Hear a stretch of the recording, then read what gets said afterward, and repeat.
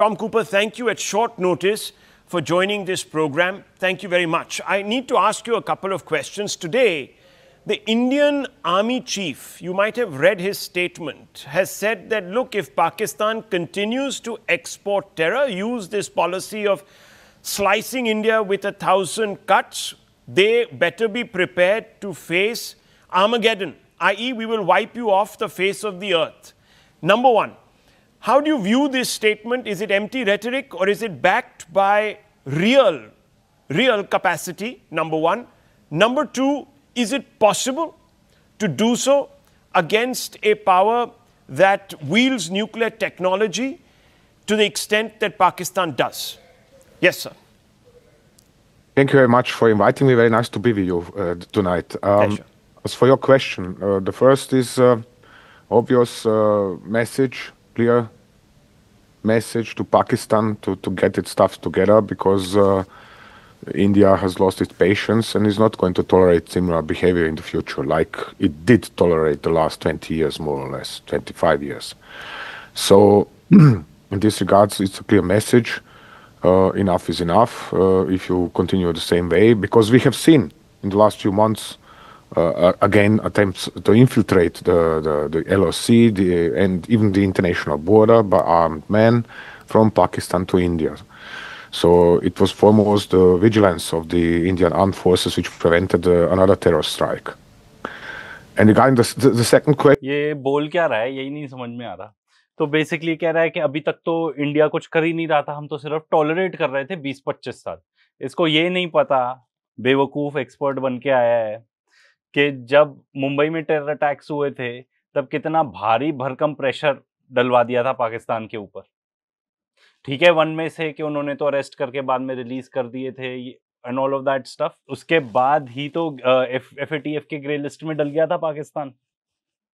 तो आपको एक्चुअली उस टाइप के मूव्स ज्यादा प्ले करने पड़ेंगे. एंड उस टाइप की भी सिचुएशन ये थी, Mohan Singh was briefed at that time कि भाई अगर हम आज के डेट में आके अटैक करते हैं, एक तो हमारी पूरी तैयारी नहीं है. मतलब तैयारी कैसे होनी चाहिए कि अगर मान लो एस्केलेट हो गए, फुल ब्लोन वॉर हो गया, तो we should be ready for that, तभी आप जाके अटैक करो, अदरवाइज मत करो. And in my opinion operation Sindoor के दौरान हमारी ऐसी थी नहीं. एंड ये तो बहुत ओपन ही बात है कि नहीं थी तैयारी, बिकॉज हमने जाके अटैक करके फोन करके बोल दिया वी आर डन, हम आगे और नहीं प्रोसीड करना चाहते. तो तैयारी थी नहीं. एंड दूसरा, it strengthens the army, which is actually what happened. वहां पे आसिम मुनीर की पोजीशन और ज्यादा स्ट्रांग हो गई ना. तो उस टाइम पे भी यही था कि अगर आप अटैक करोगे तो you will actually may fall into a trap, because उस टाइम पे भी जो मुशर्रफ है उनकी पोजीशन और ज्यादा स्ट्रांग हो जाएगी. तो ये जो बात कर रहा है कि हम तो टॉलरेट ही कर रहे थे और इंडिया कुछ ही नहीं कर रही थी 20-25 साल तक, मतलब क्या बकवास है. और ये बंदा वैसे भी, टॉम कूपर, आपको बता दें, ये वही है जो आके बता रहा था कि इंडिया ने ऑपरेशन सिंदूर के दौरान उनके जो न्यूक्लियर फैसिलिटीज थी उसको बॉम्बार्ड कर दी थी. एंड क्या स्पॉन्सरशिप मिली होगी वो करने के लिए, वो मुझे नहीं पता, पर इस टाइप की स्टेटमेंट जाके दे देना. और ऊपर से हमारे न्यूज ब्रॉडकास्ट उन्होंने कहा यार ये ऐसी बात कर रहा है, इस बंदे को और बुलाओ और बुलाओ. तो ये हमने जाके उनके न्यूक्लियर फैसिलिटीज अटैक कर दिए, उसको बहुत अच्छी बात बता रहे हैं.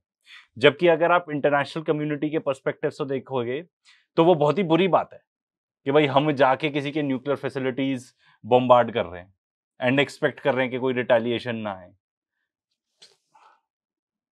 एंड वो ऐसी चीज थी जो हमारे खुद के आर्म्ड फोर्सेस ने, जो एयर मार्शल भारती ने खुद कैटेगोरिकली डिनाई किया कि हमने ऐसा नहीं किया था. हमें भी पता है वहां पे किराना हिल्स में क्या है. ये स्टेटमेंट थे उनके.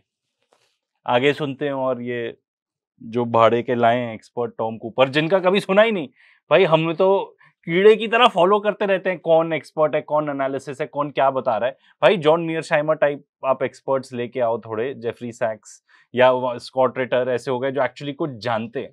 ठीक है ना, पर इनको वो चाहिए जो इनकी भाषा बोले. तो आगे देखते हैं और क्या बताते हैं. Yes, India can do this. After May this year, it is clear that it can do that. It can disable Pakistani capability to defend itself to the level where Pakistan's nuclear facilities are highly vulnerable to strikes of any kind, foremost to long-range missile strikes. हाँ, तो ये कहना चाह रहा है कि हाँ, India जाके खत्म कर सकता है पाकिस्तान को, पूरी उनकी कैपेबिलिटी टू डिफेंड जो न्यूक्लियर है उसको पूरा खत्म कर सकता है, कैपेबिलिटी टू डिफेंड खत्म कर सकता है। तो इसीलिए इसके बाद जाके सऊदी अरेबिया ने उनके साथ डिफेंस पैक्ट कर लिया पाकिस्तान के साथ। इसीलिए उसके बाद उनके जो अब फील्ड मार्शल बन गए हैं आसिम मुनीर, उनको बुलाया जाता है, ठीक है, व्हाइट हाउस में उनको लंच कराया जाता है। उनको इतनी अटेंशन क्यों मिल रही है भाई, अगर उनको ऐसा ध्वस्त कर दिया था हमने? Fact of the matter is कि उनकी एक्चुअली लेवल जो जियोपॉलिटिक्स में सॉर्ट ऑफ स्टैचर है, पोजीशन है, वो काफी एलिवेट हो गई है आफ्टर ऑपरेशन सिंदूर पाकिस्तान की। इसीलिए तो अब जाके वो कह रहे हैं कि इस्लामिक नेटो बनाओ, ये करो, सऊदी अरेबिया के साथ पैक्ट कर लिया, उनको बुलाया जा रहा है। मतलब ये कहीं सर पैर नहीं है, ये जो आर्गुमेंट दे रहा है ना इसका, और आगे तो बहुत भयंकर डिबंक होने वाला है, देखो। But two things have changed, sir, after Operation Sindoor in the recent weeks. Number one, Pakistan has signed a military pact with Saudi Arabia, which suggests that if one of them is attacked, then the other one is obliged to step in and defend, number one, just like what America has signed with Qatar. And number two, the Americans are back in the backyard, so to speak, of Pakistan. I don't think Americans ने कुछ sign किया है, वो बस Trump ने बोला है। There is no sort of formal agreement as such, जितना मुझे ध्यान है, between America and Qatar। तो ये एंकर ही राहुल शिवशंकर क्या, they're going to be leveraging Pakistan perhaps to make inroads into China and begin that détente with Xi Jinping. I don't know what Trump is trying to do, maybe what Nixon tried to do with Yahya Khan. But with the Americans now in Pakistan's corner, at least balancing this factor out, and perhaps with the Saudis in a formal agreement, can India actually still exercise freedom in achieving its military objectives, or will there be problems? Now, the first issue is what is a treaty wallet? Who is standing behind that treaty, and under what conditions? Under what conditions might the partner follow that treaty? If you check, for example, Ukraine has signed comprehensive treaties with Western powers, with Russia, with European powers, and so on, with the United States. Excuse me. What conditions? Under what conditions might the partner follow that treaty? If you check, for example, Ukraine has signed comprehensive treaties with Western powers, with Russia, with European powers, and so on, with the United States. Excuse me. It has even given up its nuclear weapons, Ukraine. And what kind of guarantees has it received for its own security, and so on and so on, back in the 1990s? What are they worth 20, 30 years later? Nothing at all. Russia invaded, and the West, well, it's good that the West didn't look the other way as Russia invaded. It did look the other way back in 2014. So 2014 में कौन सा invasion था जो Russia ने Ukraine का किया, बताओ? If anything हमने ही आपको वीडियोस बना के एंड फुल एविडेंस के साथ, in fact one personal has even written a book कि वहां पे एग्जैक्टली हो क्या रहा था। तो वहां हो ये रहा था 2014 में कि रशिया क्लेम कर रहा है कि जेनोसाइड चल रहा था, बट इन एनी केस वहां पे जो Russian speaking territories and Donbas territories, वहां पे हेवी बॉम्बार्डमेंट की जा रही थी by the Ukrainians because they wanted कि रशिया रिटेलिएट करे। And he saying they looked the other way around, और ये क्या कह रहा है इसको खुद ही नहीं पता। एंड 2014 में कौन सा रशियन इन्वेजन था? क्राइमिया को एनेक्स किया था, वो भी इसीलिए किया था इन रिटेलिएशन बिकॉज 2014 में यूनाइटेड स्टेट्स ऑफ अमेरिका ने कू कराया था यूक्रेन के अंदर। तो कोई इन्वेजन तो था नहीं, एक उन्होंने एनेक्स की थी वो पर्टिकुलर टेरिटरी क्राइमिया की। एंड अगर आप वाइस के जाके देख लो, वाइस के जो कि प्योरली वेस्टर्न मीडिया है, उन्होंने वहां पे जाके लोगों को इंटरव्यू किया था जब रेफरेंडम चल रहा था। They all said we want to be a part of Russia because वो सब रशियन स्पीकिंग है। And they said we did not vote for this government जो अब आ रही है पावर में यूक्रेन में। तो ये क्या बात कर रहा है? Treaties are very nice and fine, but the question is always who is signing them and who is going to stick to them or not. And this is left to be seen. This is where the Indian intelligence would be well advised to inform itself about what are the Saudi intentions. That is the first point. The second point is, even if the Saudis enter such a treaty with Pakistan, It is left to be seen how much are they going to support Pakistan, because Pakistan is bankrupt first and foremost, and it cannot even pay its debts to China, not to talk about United States or Western powers or Saudi Arabia, United Arab Emirates, and other Gulf states. So the question is, how is Saudi Arabia going to finance this? Are they really keen to suddenly change their strategy of the last few years and say, okay, we are going to support you financially? And excuse me, what was the last point? तो अगर बात ये है, देखो simple logic है Saudi का, तो उन्होंने अमेरिकन्स के अग्रीमेंट के साथ किया है ये अग्रीमेंट, ठीक है। पाकिस्तान ने भी सबकी सहमति के साथ किया है, इंक्लूडिंग चाइना। एंड ये जो बात कर रहा है कि सऊदीज कैसे हेल्प करेंगे, तो देखो आगे सऊदीज अपने ट्रूप्स भेजने नहीं वाले, ठीक है, ना अपने कोई एयरक्राफ्ट भेजने वाले हैं, ठीक है। उन्होंने तो ये अग्रीमेंट करके सोचा है कि Pakistan is a greater military power than Saudi Arabia, and ये एस्टैब्लिश्ड बात है। बट जो हमेशा क्रिटिसिज्म होता है पाकिस्तान का, and which may be true may not be true, मुझे नहीं पता, कि अगर थोड़ा लॉन्ग ड्रॉन वॉर होता है तो पाकिस्तान उसको फाइनेंस कैसे करेगा, तेल ही खत्म हो जाएगा। तो सऊदी अरेबिया तेल तो प्रोवाइड कर ही सकता है ना, नहीं करेगा, अपने लोग नहीं भेजेगा, तेल तो प्रोवाइड कर ही सकता है। अगर ऐसा अग्रीमेंट है तो इतना तो बेयर मिनिमम कर देगा। About America, now America also sort of becoming closely engaged with Pakistan once again. Yeah. Okay. I'm. Excuse me. From my point of view, I do not take Donald Trump seriously at all. I'm mostly actually ignoring his statements. Why? Because he has regularly proven itself as somebody who cannot recall what did he say 5 minutes ago. So yes, he is entering strategic alliances with this and that country, and in exchange for tariffs that are lower and whatever else, and bubbling all the time to the left and to the right, whole day in the social media and so on and so on. This character is no president as such. He's somebody making big statements, mostly in order to distract from what is he actually doing at home in United States. Arguably, there should be somebody from his family interested in mineral deals with Pakistan for some rare earths and so on. But how much of that is going to be realized, we are going to see. Just for example, if you remember, back in February, March this year, there was a big topic, was this mineral treaty with Ukraine. And what happened now, 6 or 7 months later? Nothing. So, I mean, it's not like the Americans are now standing in a queue, American investments, and can't wait to start exploiting mineral wealth of Ukraine. Nothing happened. It's as simple as that.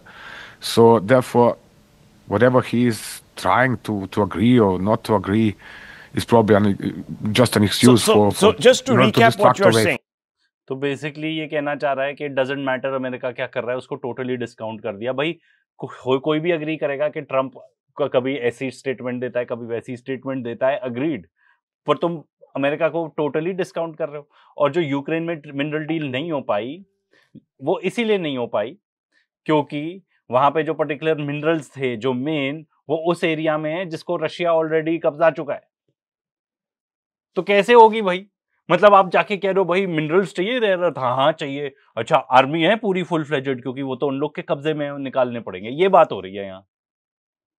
तो मतलब ये बंदा क्या logic दे रहा है? और अगर इसकी बात करें तो एकदम ही डिस्काउंट कर दिया अमेरिका को। और जो क्वेश्चन था कि भाई अमेरिकन इन्वॉल्वमेंट है काफी टुवर्ड्स प्रो पाकिस्तान है, तो ऑफ कोर्स इंडिया भाई अपनी टैरिफ्स नहीं नेगोशिएट कर पा रहा उनसे ढंग से। और तुम बात कर रहे हो कि डिस्पाइट अमेरिकन प्रेशर हम जाके उनको फोड़ सकते हैं, खत्म कर सकते हैं। ओरिजिनल क्वेश्चन वो था, ठीक है। एंड दिस गाय सेइंग हाँ एकदम फोड़ सकते हो, कर सकते हो। भाई थ्योरेटिकली यस, इंडिया कर सकता है। सवाल ये उठेगा कि क्या पाकिस्तान चुप बैठा रहेगा, वो भी इंडिया को नहीं फोड़ देगा? थ्योरेटिकली यस, तो भाई जितने नॉर्थ कोरिया के पास हैं न्यूक्स, ठीक है, लगभग कितना एरिया ऑफ अमेरिका को तो वही फोड़ सकता है। बट द क्वेश्चन इज कि रिटेलिएशन में क्या होगा? रिटेलिएशन में पूरी दुनिया तबाह हो सकती है। मतलब this guy is giving absolutely crap logic यार, मतलब बेकार का लॉजिक दे रहा है ये, बिकॉज एक्चुअली देने को है नहीं।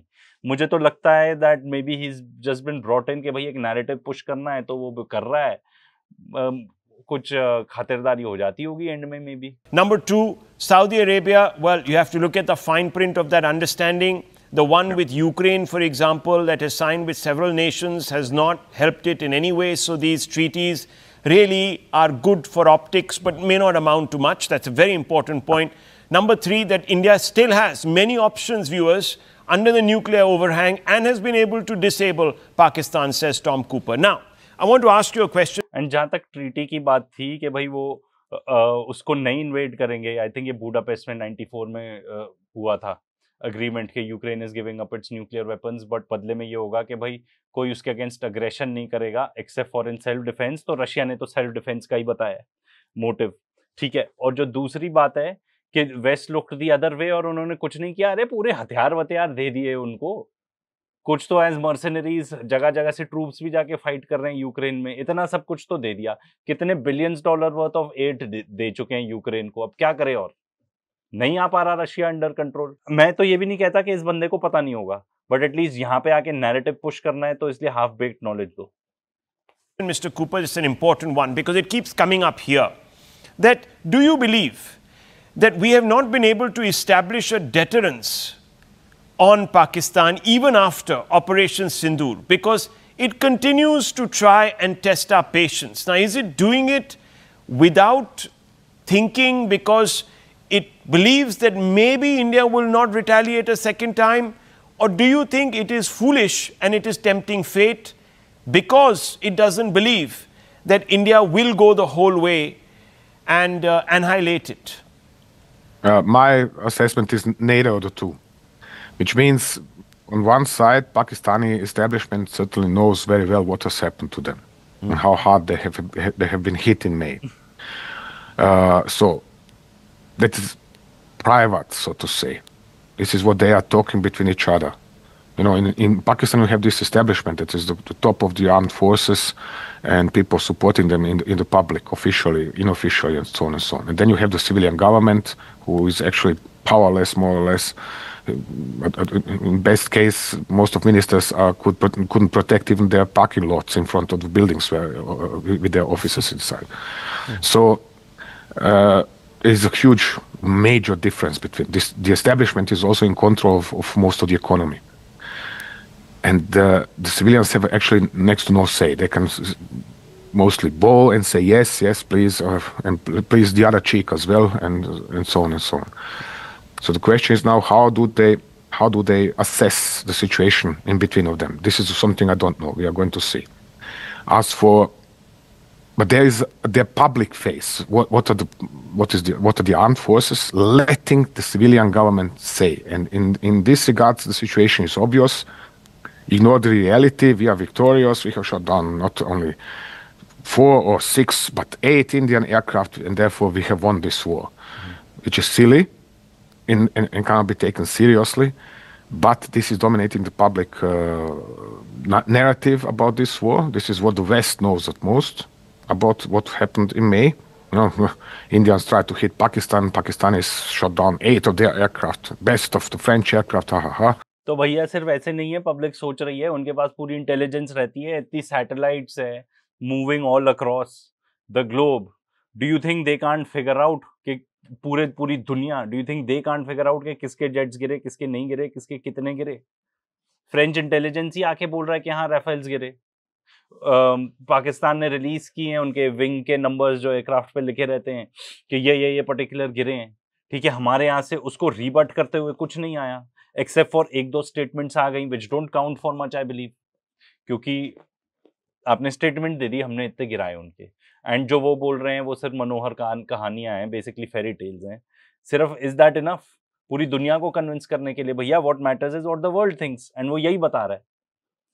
तो ऐसा नहीं है कि सिर्फ पब्लिक ऐसे सोच रही है, पब्लिक ऐसे सोच रही है बेस्ड ऑन क्रेडिबल एविडेंसेस। ये भी इंपॉर्टेंट है ये बताना कि जिन इंडियन मीडिया हाउसेस ने पब्लिश किया उनके बारे में कि भाई इधर एयरक्राफ्ट मिले हैं एंड पॉसिबली हमारे हैं, ठीक है, होंगे तो हमारे ही गिरे हैं, तो because line of actual control तो किसी ने भी क्रॉस नहीं करी, अपने वहां से ही मिसाइल्स फायर कर रहे थे अपनी टेरिटरी से, तो एंड उसको एकदम डिलीट करा दिया जाता है उन आर्टिकल्स को। तो ये सब चीजें भाई पब्लिक डोमेन में हैं। एंड एक और मैं तो सिंपल बात कहूंगा कि भाई देखो, जो जीतेगा दुनिया फिर उसको ज्यादा इज्जत करेगी कि यार ये क्रेडिबल मिलिट्री पावर है। एंड ये तो ऑब्वियस ही है कि चाइना का पूरा सपोर्ट था एंड चाइना के पास स्पेस टेक भी इतना अच्छा है which is probably the best in the world. तो जब ये सब आप कंबाइन करो तो it gives a very credible narrative कि क्या हो रहा है। वेरेज जो ये आदमी बोल रहा है इसका सर पैर ही नहीं है, बिल्कुल भी नहीं सर पैर है। ये क्या बोलना चाह रहा है वो भी नहीं क्लियर है।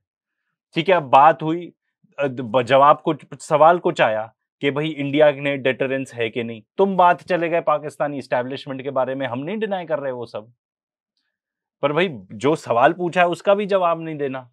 एंड ये this guy who is interviewing, I mean the worst interviewer यार। तुम्हारा जो सवाल का जवाब दिया है, तुमने पैसे दिए सामने वाले को आने के लिए एज अ पैनल, तो उसको अच्छे से निचोड़ तो लो, वो तो निकाल लो जो तुम चाहते हो, वो भी नहीं निकाल पाए। आगे देखना, सबसे मस्त बात तो एंड में हो रही है। Everything is fine with Pakistan. The country is a superposition and it's a nuclear superpower and so on and so on. This is the problem. And this is where India is still lagging behind Pakistan in regards of explaining itself, its capability and its intentions to the world outside. This is, you have a huge country, you have a huge nation, you have 1.5 billion of population, and you have, excuse me for expression, but inability to explain yourself to the outside world. You know what are you doing, and it is very simple what you are doing, and it is very simple what you are facing as a nation, as India. But you have no idea how to explain this to the world in the way which is going to stick, well, in the way where the people are going to keep this in their ears. Well, Tom, तो भाई साहब, तुम India को बता रहे हो marketing कैसे करनी है, कि हम अपनी मार्केटिंग कैसे करें, कि भाई हमने ज्यादा जेट्स गिराई है। वो तुम इंडिया को सिखा रहे हो भाई कि मार्केटिंग कैसे करनी है। तुमने क्लियरली इंडिया के बारे में कुछ जानते नहीं हो। हमारे यहाँ पे we are one of the best at marketing any of this sort of stuff, but there is a limit कि आप किस चीज को कितना मार्केट कर सकते हो। इनका होल पॉइंट इज कि भाई आप जीत गए, आपकी कैपेबिलिटी भी ज्यादा है, आप सफर भी कर रहे हो, ठीक है। हम उस पॉइंट को हाईलाइट कर रहे हैं कि भाई आप जीत गए, पर आप बता नहीं पा रहे दुनिया को कि आप जीत गए, तो आप एक्चुअली प्रोपेगेंडा वॉर हार रहे हो, अदरवाइज तो आप जीत गए हो। ये बता रहा है, इंडियंस को ये बता रहा है। भाई साहब, जो गोदी मीडिया है ना, झूठ को कैसे सच में कन्वर्ट करना है ये लोग अच्छे से जानते हैं, एंड तुम उनको आके उनका पाठ पढ़ा रहे हो। हद हो गई यार। तो भाई ओवरऑल अगर एंड में ये पूछो कि भाई क्या एग्जैक्टली निष्कर्ष था इसका, तो हमें एक ही एक्सपर्ट मिलता है बुलाने को, ठीक है, क्योंकि हमें देखो एक गोरा एक्सपर्ट चाहिए, हमें हमारे लोग नहीं चाहिए, क्योंकि वो इतना पेल चुके हैं ज्ञान कि no one buys that at all. और वैसे भी मीडिया की रेपुटेशन भी देखो बहुत अच्छी है नहीं, तो गोरा बंदा चाहिए। एक ही एक्सपर्ट मिलता है इनको, या मैं तो कहता हूं 2-3 पैनल बुला लो बाहर वालों के लोगों को, and let us ask them what they think, उनका क्या सोचना है इस चीज के बारे में। एंड एक और चीज कि भाई पूरे time during all this while दुनिया यही सोच रही है कि भाई चाइना की मदद से ये हुआ है, उनके जेट्स के जो कंपनीज हैं, चेंगडू कंपनी, उसके शेयर प्राइसेस इतने बढ़ गए हैं ड्यूरिंग ऑल दिस टाइम। तो मैं तो भाई किसी और एक्सपर्ट को भी बुला लो थोड़ी, फिर अगर क्रेडिबिलिटी बचानी है तो। बाकी डोंट फॉरगेट टू सब्सक्राइब यार।